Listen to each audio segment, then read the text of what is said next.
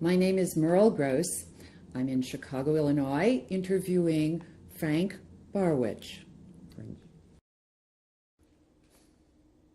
You want to look at her? Describe the tattoo, Frank. 95, 398. And where did you receive This that? tattoo was in Birkenau, Auschwitz, Birkenau. They gave me this number.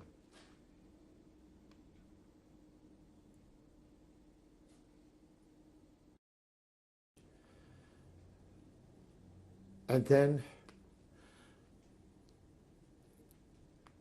then we saw once a Red Cross German cars that I saw them maybe once or twice, not far by the gate, coming to the gas chamber. Inside, we don't know who was in that German Red Cross cars. Other prisoners, we find out later, there were Russian officers went to gas chamber only those Red Cross cars. Either they were shot there or gas. But I'm sorry. And that's the only Russians. Then when I was working by the kitchen in Kartoffelrei, one Russian prisoner, Kuzma was his name, he was telling me he was taken by the Stalingrad as a prisoner, and we found out, I don't know if it was him or somebody else told us that those Russian, that the Germans wanted to find out from those Russians Katyusha. There was a new weapon, Russians had it, Katyusha, and the officers, Russian officers, they want to tell them what's the secret of this Katyusha, because there was a powerful secret of Katyusha. So either they don't want to tell what's the secret to build this Katyusha, as many times we see on TV over here, Russian Katyusha. This Kuzma told me the Germans were doing everything they could to get the secret how to build their own Katyusha, but they couldn't extract from. Maybe those officers didn't want to tell, so maybe they wouldn't be shot or the gas chamber, whatever it was. Then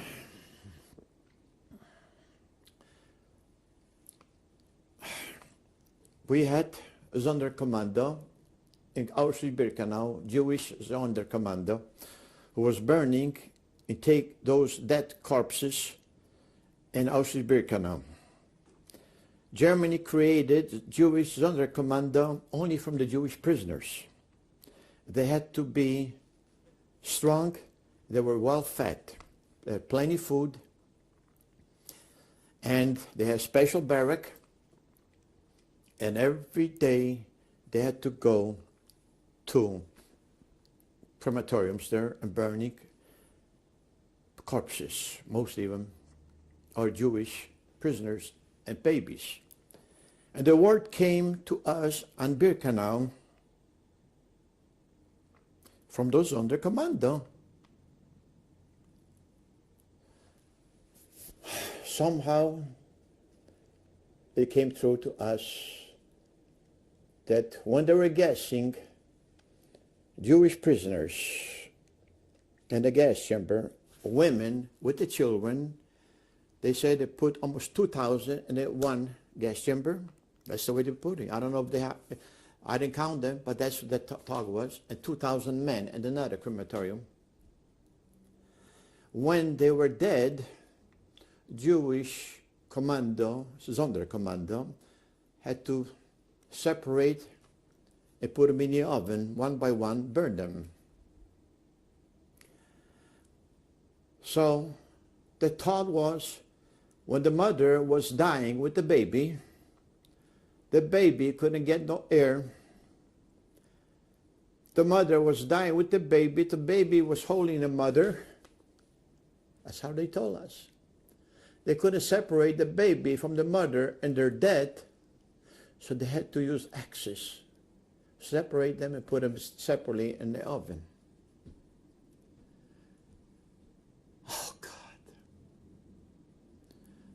So when those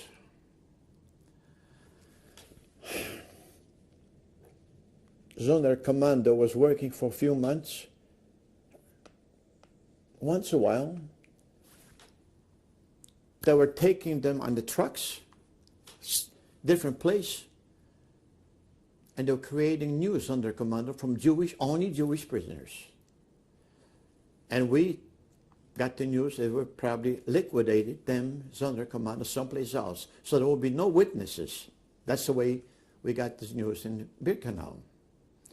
So one day, I had two friends, Jewish friends, from France, from Paris. Nelkin was his name, Nelkin.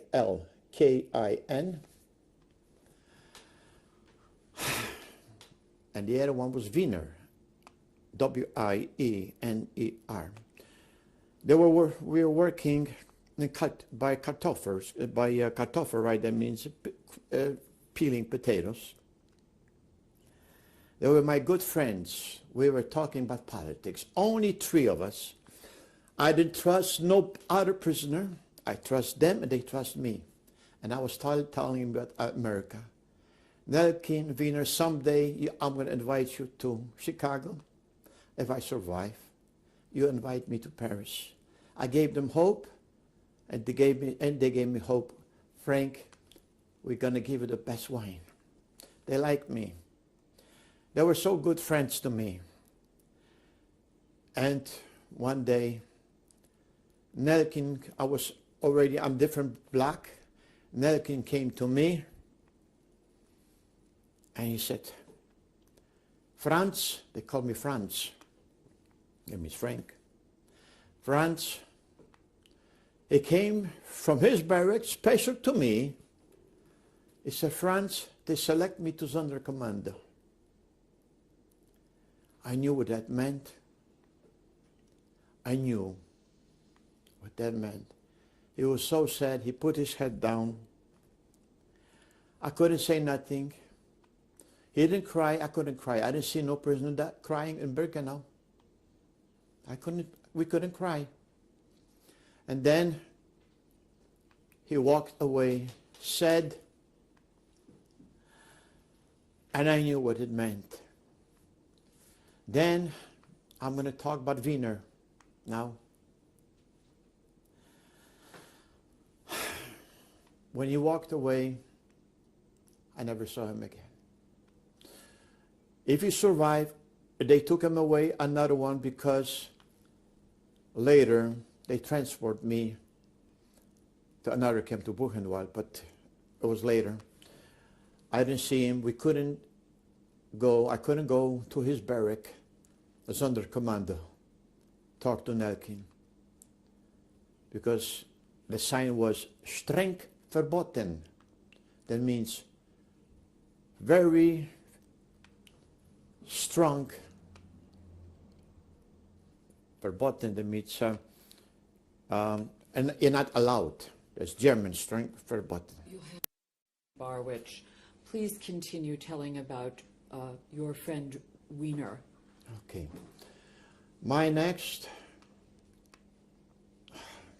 words are another good friend, Jewish friend from Paris, Wiener. Wiener and Nelkin, we were in one commando. We were working for quite a few months there in Kartoffelerei. That means preparing food for the kitchen, potatoes, and preparing for the kitchen where they were making soup. We had over there plenty soup. Wiener, Nelkin, others was working, and we had a plenty soup, plus packages. So there was, at that time, the worst was behind early part 43. By the end 43, things are changing. Germans were moving back. We heard that Germans were losing battle in Monte Cassino, And How did you hear that? we heard of other prisoners. They found out from the German civilians were working with us, and they were telling us what's going on outside. Not me, but some prisoners had a connection with them. Were there any gypsies in your I'm coming camp? to gypsies. I'm coming to this word too. See, everything is okay. Let me Wiener now. I got so much to say. I'm going to come to gypsies. Remind me, please. So then we were working on those preparing Wiener, and we were talking so much. I gave them so much hope about America. They like to talk politics with me. I didn't want to talk to no prisoner because we are afraid some prisoners, there were Spitzer, they call.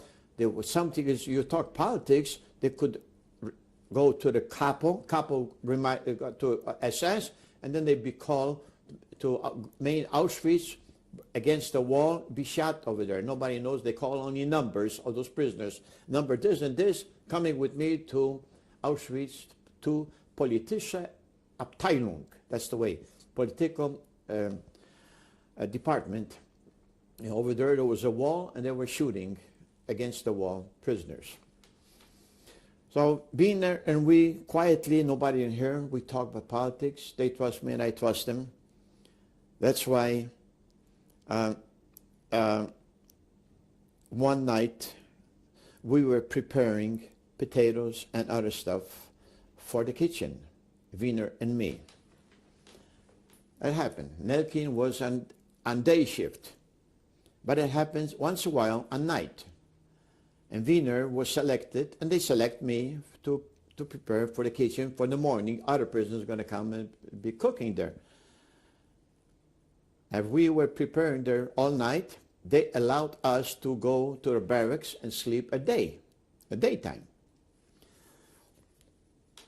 So once a while, Wiener was with me and start singing. And he sang this song very beautifully. Mama, mama, mama, mama. And he was crying. I thought he was crying. I look at him. He's trying to cry, but he cannot cry.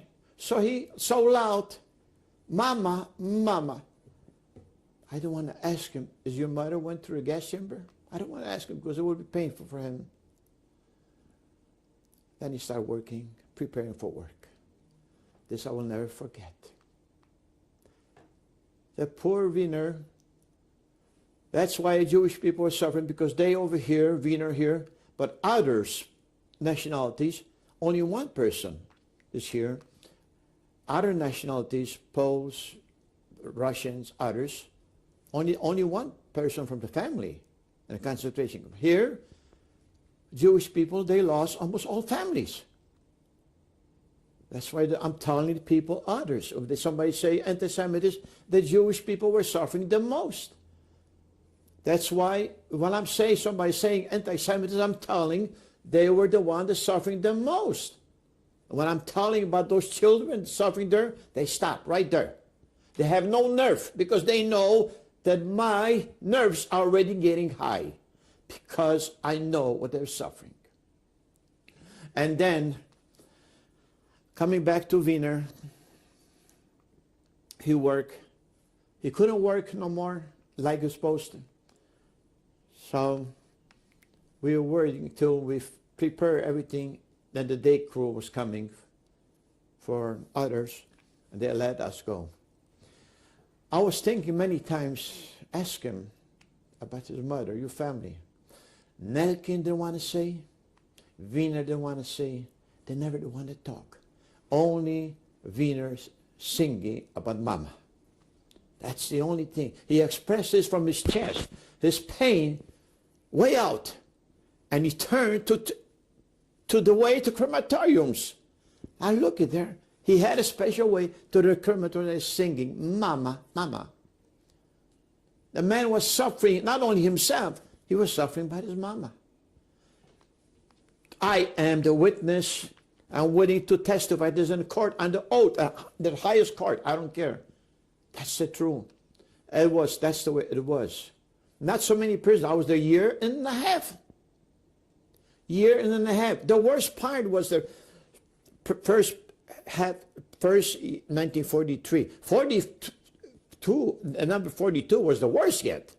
Many were beaten and killed. Their mud. We were building those barracks in the mud. It was all mud.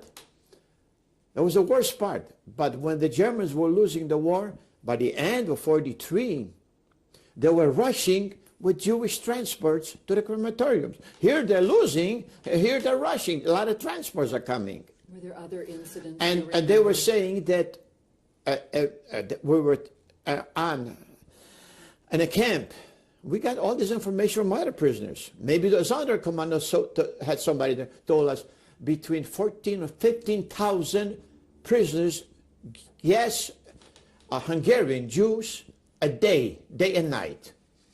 So when we were looking at the daytime, at the crematoriums, so many transports were coming, one after another one, then we saw heavy smoke, dark smoke. After the smoke, blazing fire from those chimneys.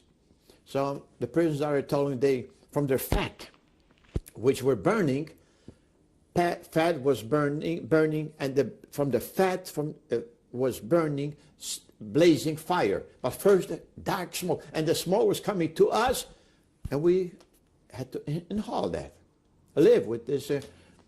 You couldn't complain, couldn't do nothing. You used to complain to the couple, he would get a key and hit you over the head or anything. We just have to keep quiet. Then coming to Unterscharführer, one day news came to us, Jewish transports came from France.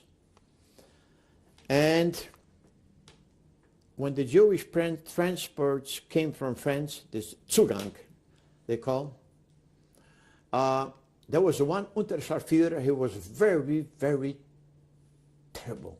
SS man, he had a rank of Unterscharführer. He was higher than the average SS. He was working mostly time with the Lagerführer. So he was like his right hand, Lagerführer. Lagerführer, maybe next would be Unterscharführer. He was walking with him.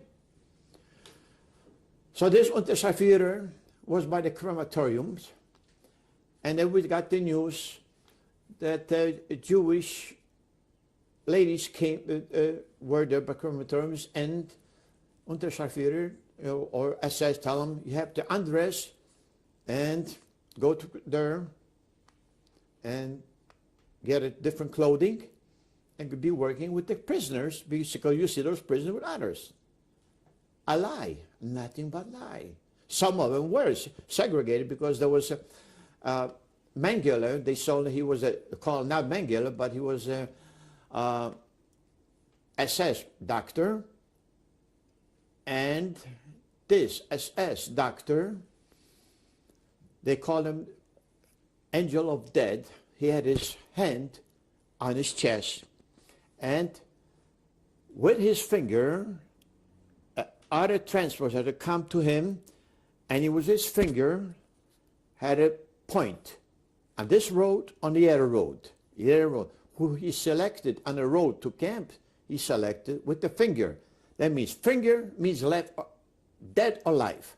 Did you see that yourself? They're further out. We saw a white uniform, but he was further out. From our camp, we were not by the camp there, but beyond. Then coming to this Jewish lady from Paris, transport, they came, that's what I was told.